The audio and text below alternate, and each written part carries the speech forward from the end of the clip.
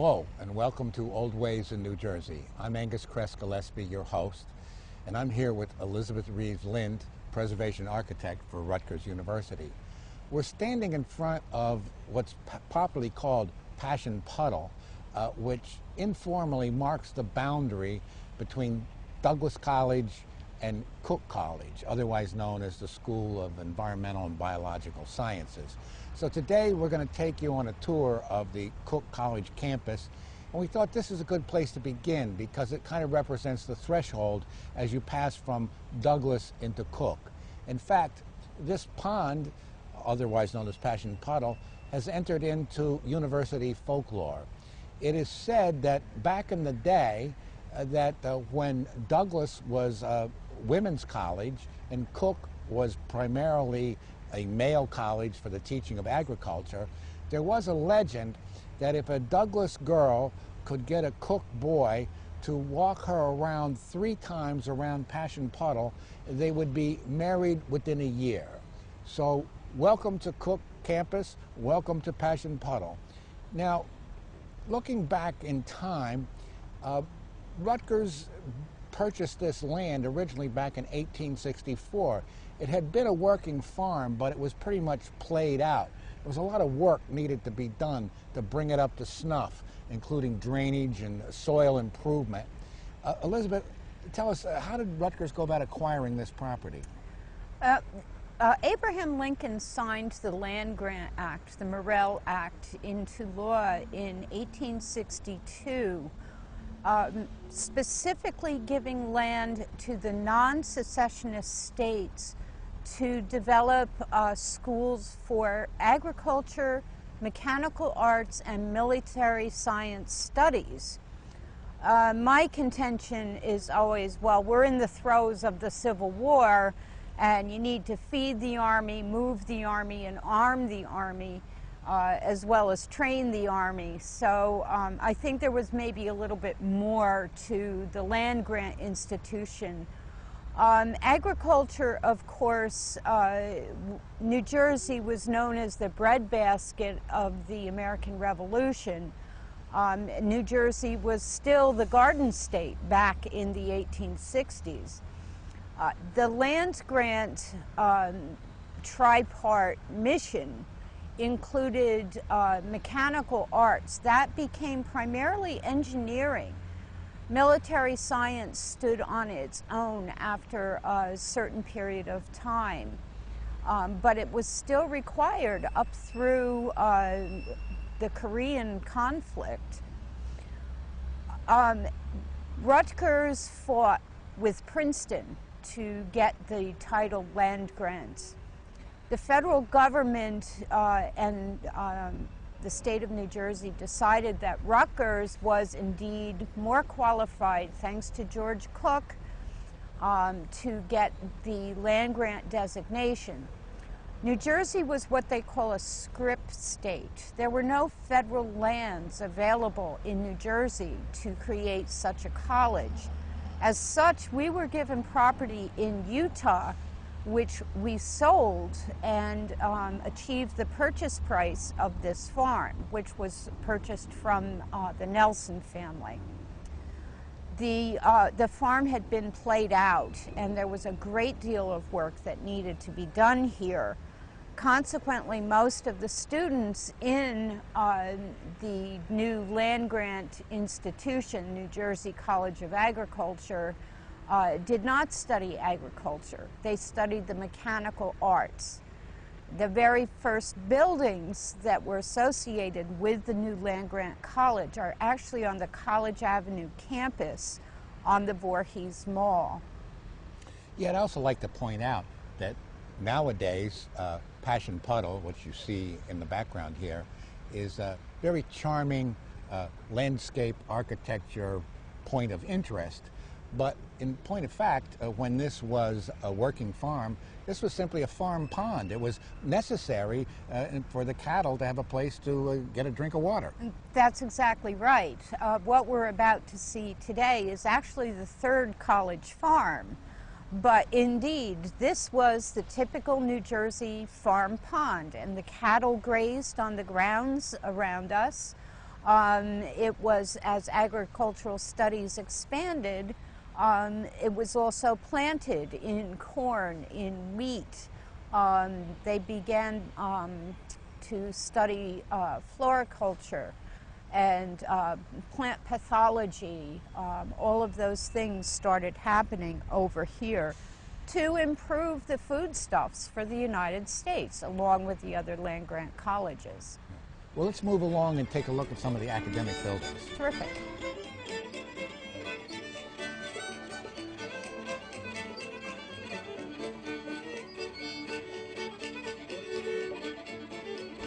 Elizabeth, I understand that this was the first classroom, this Waller Hall, as it's now called. It was built in 1906. Can you tell us why was it placed here and what was taught? This was the first classroom building on the college farm for the teaching of agriculture. Now, learning agricultural techniques and doing experimentation was not really a classroom thing. So they would take short courses and then go out in the field to practice what they learned or apply what they learned. So these short courses might be things like breeding dairy cows to give more milk, or the logistics of that kind of a thing. Or getting chickens to lay more eggs, maybe. Talking about even different fertilizers, the food value of silage or corn and how to increase that. Maybe how to get corn to yield more ears, that kind of thing. That's right, but they would have to do that actually out in the field. You can't do that in the classroom. Yeah. So that's why these were short courses. That's correct. Okay. Elizabeth, there appear to be 3 buildings in a row right here. This is the middle building. It's called Martin Hall. It was built in 1915 and remodeled in 1925. I understand it's currently being used as the administration building for all of the Cook campus. Why are all 3 of these buildings built in the Georgian style? The Georgian style was very popular around the 1920s. As a matter of fact, you'll find a lot of them over on the Douglas campus and the same at other colleges and universities. It was the style of the time. It emanated out of the Greek revival and back into the Georgian revival. The building was built as an administration building. About 1915, students started to come over to the campus for their classes and studies, because at that point, around 1900, the farm began to produce a crop, became a working farm again. As George Cook liked to put it, it was the model farm. So they needed buildings here. The previous buildings were all on the Voorhees Mall. But in a day and age when the only way to get back and forth between the 2 campuses was either on horseback or by wagon or walking, it didn't make sense to have the agricultural students stay on College Avenue. And correct me if I'm wrong, but the Georgian style is named for the Kings George of England, right? The George I, George II, George III? That's correct. Georgian actually was an English style that was used in English and named so to honor the period of the reign of King George. So it's really kind of a gesture looking towards a historical period. It's a gesture. Now, with each revival style, of course, we have minor changes. So a revival style is not the Georgian style exactly. Yeah. There is additional decoration and detail that is added to that particular style. Interestingly enough, there's a brass plaque on the front of Martin Hall, and according to the American Chemical Society, this is a National Historic Landmark. As well it might be, because this is the place where Professor Selman Waxman developed streptomycin, which was an effective treatment for tuberculosis, cholera, and typhoid fever. As a result of this breakthrough discovery, Selman Waxman was awarded the Nobel Prize in 1952, and this plaque commemorates that event. As you can imagine from Selman Waxman's discoveries, microbiology became a huge course of study and eventually separated itself out more into the engineering and medical sciences curriculum, and his institute is located on the Bush campus. Edward Voorhees became the second dean of the college upon the death of George Cook. By the 1900s, this was a working scientific research campus, primarily in agriculture at this point. And it was the country's first academic department of soil chemistry and bacteriology in the country. Of course, bacteriology, soil chemistry, and microbiology have everything to do with the creation of foodstuffs and the productivity of agriculture. Well, let's move on and take a look at Thompson Hall. Well, we're here at Thompson Hall. This is one of the 3 Georgian buildings in a row here around Lippman Drive. This one was built around 1926. I understand it was originally for the study of poultry. Yes, this was a poultry administration building. The purpose of these land-grant institutions, a lot of it was in research, keeping America fed. And chicken, of course, were one of those primary sources of food, not just for the meat, but also for the eggs. The poultry farm was located across the fields directly behind this building. So classrooms and laboratory work would have happened in this building.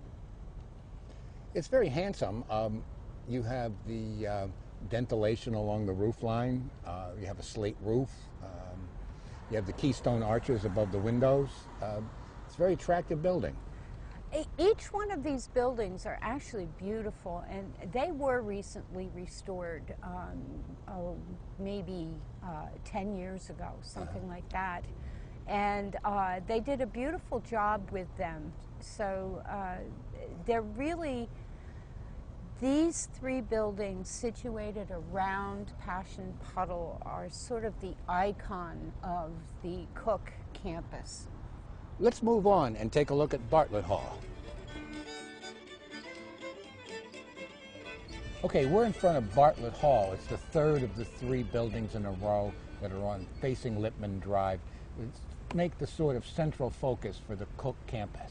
Now, Bartlett Hall was originally for animal husbandry, and I think that's represented by this skull of the cow above the doorway. Yes, it is. I'm very fond of this cow. I think it's a very nice allegory, and it does help us remember what this building originally was.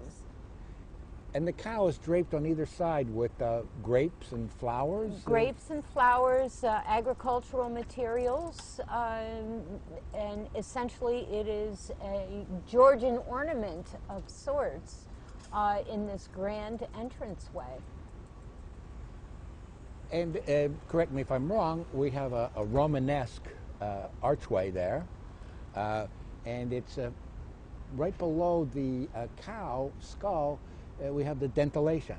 We have dentilation below the cow, and if you look up at the cornice, you'll notice you have the Greek egg and dart trim along with the Greek dentals.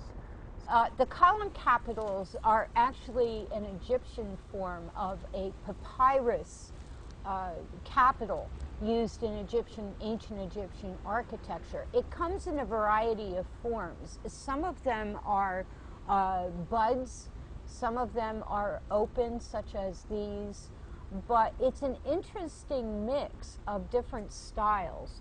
I also need to add here that all of this work around this front door is of terracotta, all the way up to the urns. In the 1920s, about the same time the Empire State Building was being built, the Chrysler Building, a lot of the classical detailing was made of terracotta. the terracotta capital of the world was Woodbridge, New Jersey. So consequently, a lot of our buildings, particularly in the Georgian Revival, have this terracotta molding to it. And one of the companies, their specialty was the rope trim going around the doorway. It appears again in some of the other buildings here on campus as well. But all of these pieces were stock shelf pieces that came up from Woodbridge. At the entryway, we have concrete barriers here that have actually the Greek acanthus leaves on them, and then a stylized version of a Roman column, actually. Again, we have mixed resources coming together. So it was a period of experimentation in design and architecture as well.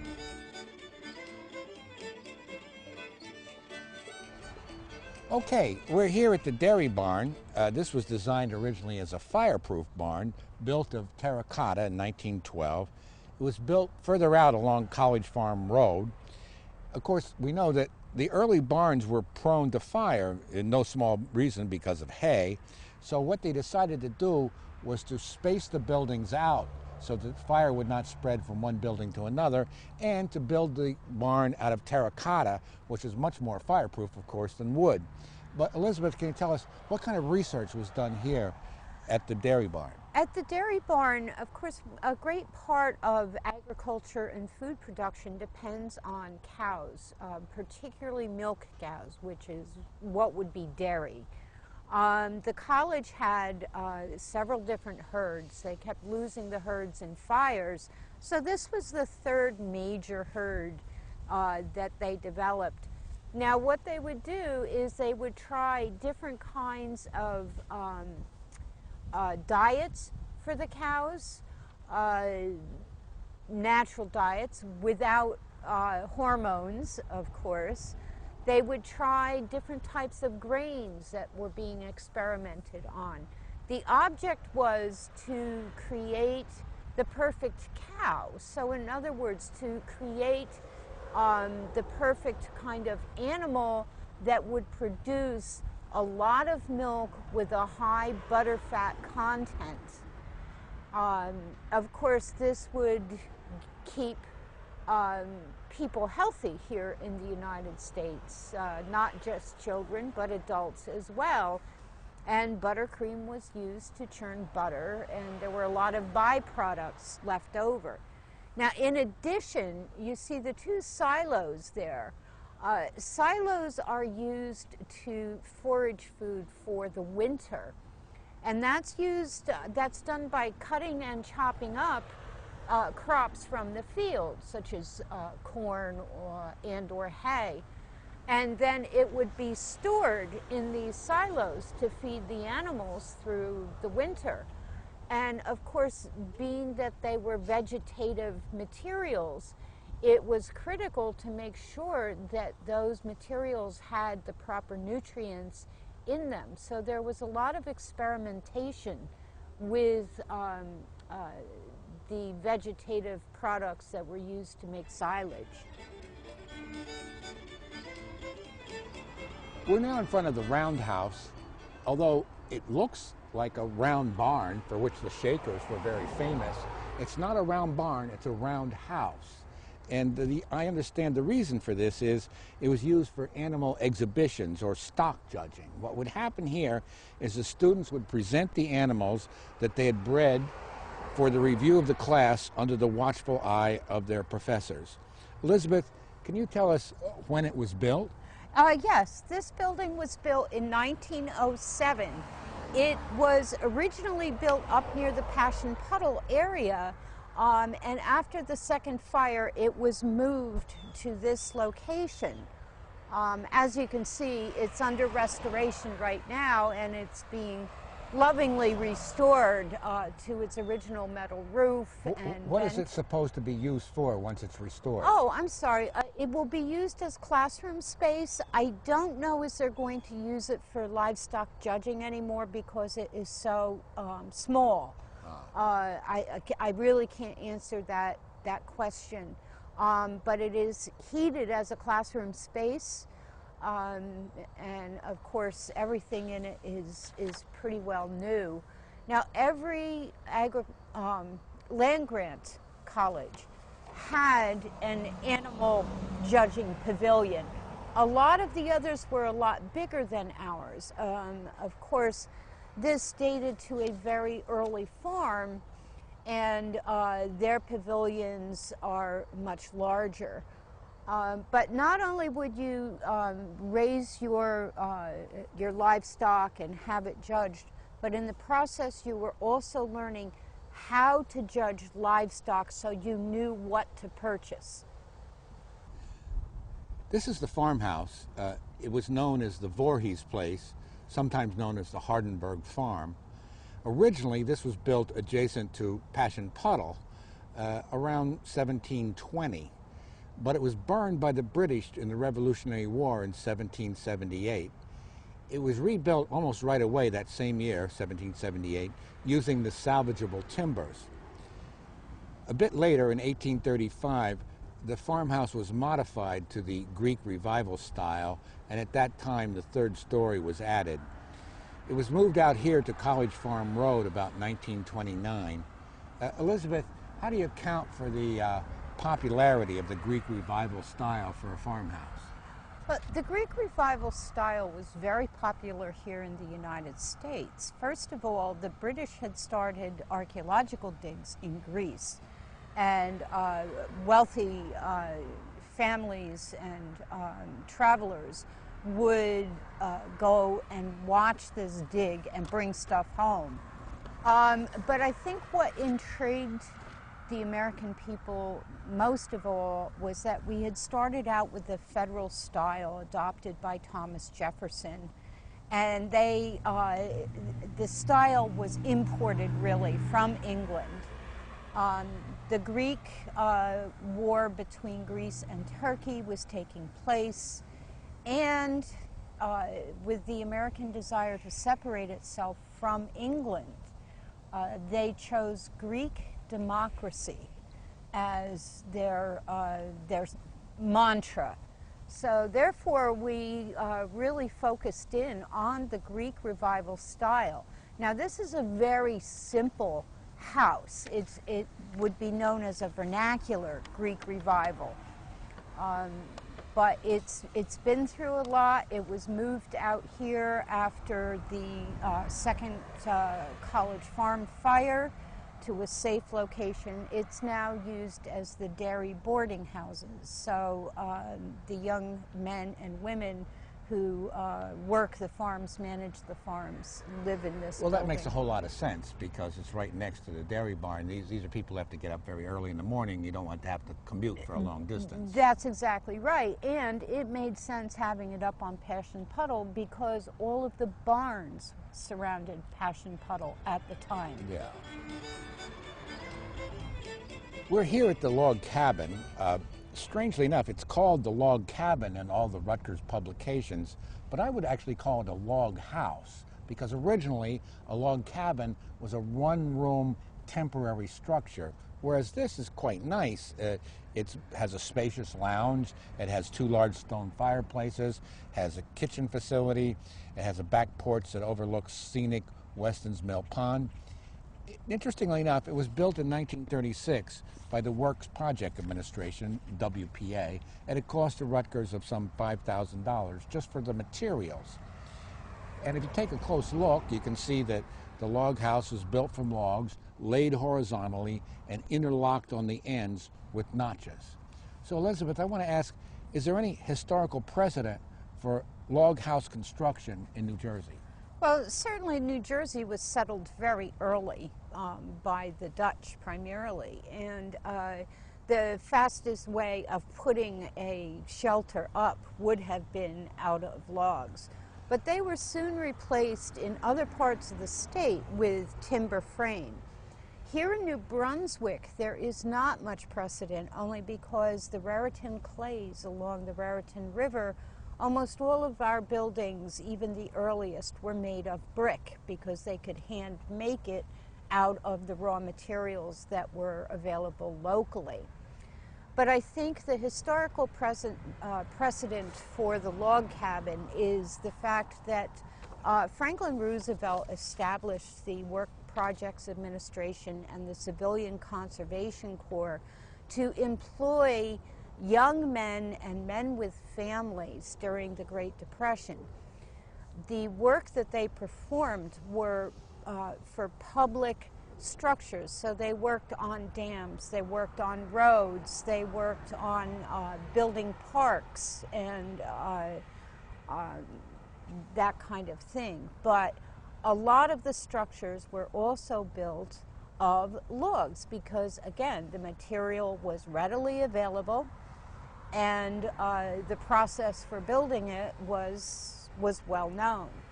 So it wasn't the only project done here at Rutgers. The football stadium also was a WPA project, as was the ceramic building on the Voorhees Mall, which is now the Graduate School of Social Work.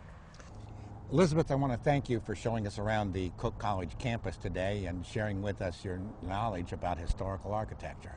It's always a pleasure, Angus, anytime. Thank you. Thank you.